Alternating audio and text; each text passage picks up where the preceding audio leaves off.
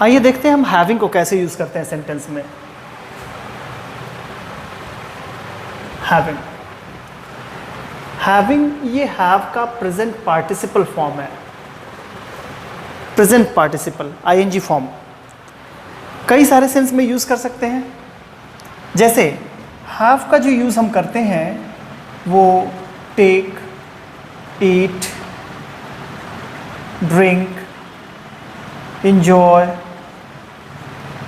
ठीक है, कई सारे सेंस में यूज़ कर सकते हैं। जैसे अगर मैं कहूँ हैव इट, हैव इट तो इसे होल्ड करने के सेंस में यूज़ हो सकता है या टेक इट के सेंस में भी यूज़ कर सकते हैं हम। अगर मैं कहूँ have your seat, have your seat तो इसका मतलब मैं आपको ऑफर कर रहा हूँ बैठने के लिए, टेक योर सीट। लेकिन अगर मैं ये कहूँ आई हैव माई लंच तो इसका मतलब यहाँ पे है पॉसेशन नहीं दिखा रहा है कि मैंने किसी चीज़ पे अपना अधिकार मैं अधिकार दिखा रहा हूँ, नहीं, मैं यहाँ पे हैव का यूज़ कर रहा हूँ ईट के सेंस में। आई हैव माई लंच इसका मतलब I have taken my lunch या I have eaten my lunch. उसी तरीके से अगर आप ऐसे कहूँ मैं आई हैव अ कार, सो यहाँ पे हैव पोसेशन को दिखा रहा है, इसका मतलब मेरे पास एक कार है, ठीक। तो हैव को आपने डिफरेंट सेंटेंस में डिफरेंट सेंस में आपने यूज़ किया। उसी तरीके से अगर मैं कहूँ I am having a dinner party, so यहाँ पे हैविंग का मतलब डिनर पार्टी तो कोई खाने वाली चीज़ तो है नहीं, तो ईट से यहाँ पे मतलब नहीं होगा। यहाँ पे I am throwing a dinner party या I am giving a dinner party, ठीक है। ऑलराइट, तो यहाँ पे हैविंग को हमने मेन वर्ब के रूप में यूज़ किया अलग अलग सेंस में। क्वेश्चन जो पूछे जाते हैं हैविंग के साथ वर्ब की थर्ड फॉर्म यानी परफेक्ट पार्टिसिपल के रूप में हम इनको कैसे यूज़ करते हैं, परफेक्ट पार्टिसिपल, ठीक है। तो आइए इसको भी देखते हैं, परफेक्ट पार्टिसिपल के रूप में हम इनको कैसे यूज़ करते हैं। परफेक्ट पार्टिसिपल का यूज़ हम तब करते हैं जब हमें किसी एक एक्शन को कंप्लीट करने के बाद से दूसरे एक्शन को दिखाना होता है, यानी कि एक एक्शन कंप्लीट हुआ दूसरा एक्शन हमें दिखाना होता है, तब हम हैविंग के साथ वर्ब की थर्ड फॉर्म का यूज़ करते हैं एक्टिव वॉइस में। जैसे अगर मैंने कहा आई रोट अ क्वेश्चन और दूसरा सेंटेंस मैंने लिखा आई सॉल्व्ड इट, ना दोनों काम मैंने किया है, कॉमन सब्जेक्ट है। अब इसमें एक काम को मैंने पहले किया होगा और दूसरे काम को हमने बाद में किया होगा, तो जाहिर सी बात है पहले हमने सॉल्व किया होगा, नहीं, हमने पहले लिखा होगा क्वेश्चन को फिर उसके बाद से सॉल्व किया होगा।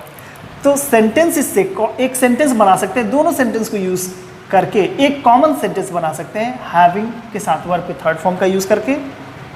हैविंग वर्ब के third form, written a question I solved it. ध्यान रखिएगा यहाँ पे हैविंग रिटन अ क्वेश्चन एक परफेक्ट पार्टिसिपल के रूप में यूज़ हो रहा है। इसका ये पार्टिसिपल जो यूज़ होते हैं एडजेक्टिव के रूप में यूज़ होते हैं, जो यहाँ पे आई को मॉडिफाई कर रहा है। I having written a question I solve it, मैंने ही क्वेश्चन को लिखा और मैंने ही सॉल्व भी किया, ठीक है। कॉमन सब्जेक्ट था, हमने यूज़ कर दिया। लेकिन अगर इस तरीके क्वेश्चन आ जाए, the army deployed, the mob disappeared,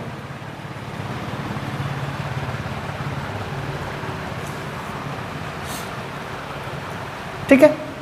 अब यहाँ पे देखेंगे दोनों में कॉमन सब्जेक्ट नहीं है, आर्मी अलग सब्जेक्ट है, मॉब अलग सब्जेक्ट है, यानी कि आर्मी को डिप्लॉय किया गया, फिर उसके बाद से मॉब डिसअपीयर्ड हो गई। तो पहले आर्मी को डिप्लॉय किया होगा, मॉब बाद में डिसअपीयर्ड हुई होगी। तो आप इसको ऐसे लिख सकते हैं, द आर्मी हैविंग डिप्लॉयड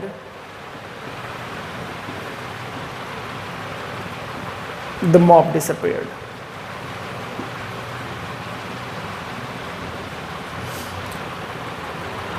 अलग अलग सब्जेक्ट बनाएंगे दोनों के लिए, ठीक है। एक और भी सेंटेंस देख सकते हैं,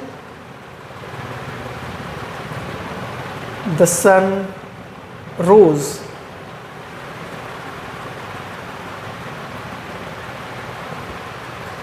fog disappeared.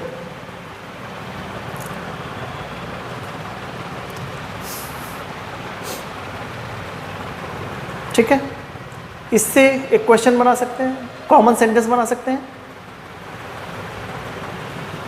The sun having risen fog disappeared.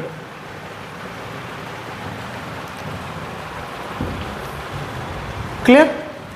तो परफेक्ट पार्टिसिपल का यूज़ करते हुए आप इस तरीके के सेंटेंस बना सकते हैं जब दोनों सेंटेंस का सेम सब्जेक्ट हो और जब दोनों सेंटेंस का अलग अलग सब्जेक्ट हो। ऐसे क्वेश्चन बहुत बार पूछे जाते हैं। जैसे मान लीजिए कि यहाँ पे आर्मी अगर हटा दिया जाता, having deployed the mob disappeared, अब यहाँ पे आपका सेंटेंस गलत हो जाता। क्यों? क्योंकि इसका जो सब्जेक्ट ये हो जाता, the mob having deployed the mob disappeared. तो ये पॉसिबल नहीं है कि मॉब को डिप्लॉय किया जाए और मॉब भी डिसअपीयर्ड हो जाए। तो ये इस तरीके से सेंटेंस गलत हो जाएगा। क्योंकि कॉमन सब्जेक्ट नहीं है, अलग अलग सब्जेक्ट है, तो अलग अलग सब्जेक्ट की यूज़ करना पड़ेगा। ठीक है, उसी तरीके से यहाँ पे भी देख सकते हैं, अगर सेंटेंस को ऐसे दिया गया होता, हैविंग राइजन फॉग डिसअपीयर्ड, तो गलत हो जाता कि फॉग राइज कैसे हो सकता है और फॉग डिसअपीयर कैसे हो सकता है। तो पार्टिसिपल का यूज़ करते हुए इस तरीके से क्वेश्चन आपके एग्जाम में पूछे जाते हैं। आइए देखते हैं पार्टिसिपल का यूज़ हम पैसिव वॉइस में कैसे यूज़ करते हैं। हैविंग का यूज़ पैसिव वॉइस में कैसे करते हैं। Having been then verb with third form, ये उसका फॉर्मेट होता है। जैसे I was awarded by the prime minister.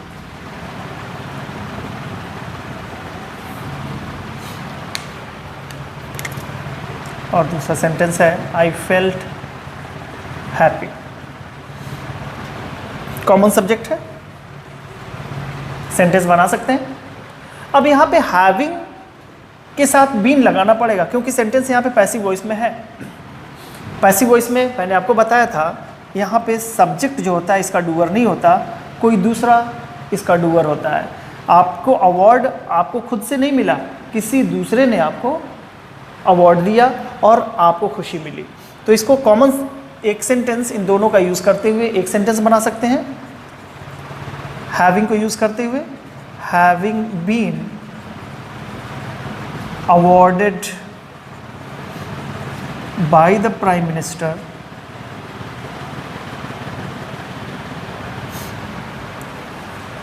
I felt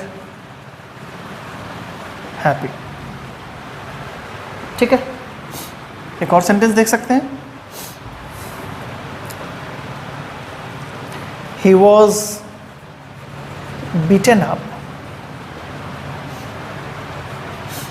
और दूसरा सेंटेंस है He began to cry। इन दोनों को मिला के सेंटेंस बना सकते हैं। पैसिव वॉइस में ही बनाएंगे क्योंकि पैसिव वॉइस में सेंटेंस है आपका, किसी दूसरे ने आपको मारा है और फिर आपने रोना शुरू किया है। So having been third form of the verb, beaten, किसने पीटा ये नहीं पता, having been beaten he began to cry.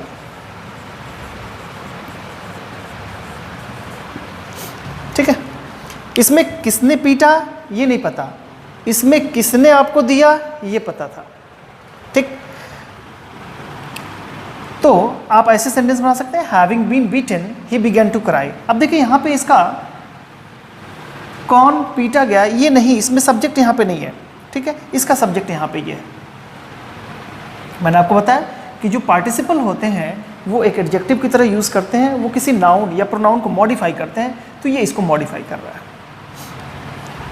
He having been beaten he began to cry, common subject है, ऐसे यूज़ किया जाएगा, ठीक है।